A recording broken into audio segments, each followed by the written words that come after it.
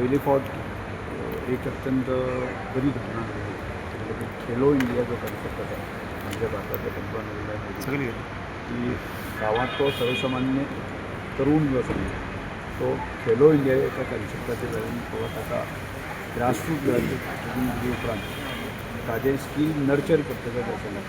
त्यानंतर नॅशनल अशा प्रकारचे इव्हेंट जे हांगा आयोजन केले आणि खेलो इंडिया जो कॉन्सेप्टाच्या अंतर्गत जे आसा आमचे गोंयांतले 3 टीम्स जे आसा बीच व्हॉलीबॉल, बीच सॉकर म्हणजे बीच फुटबॉल हो कॉन्सेप्ट आणि तिसरो सफेक्ट ह्या तिनूय इव्हेंटाक गोल्ड मेडल, ब्राउन मेडल आणि सिल्वर मेडल अशा मेडल मेळ्ळे आसा.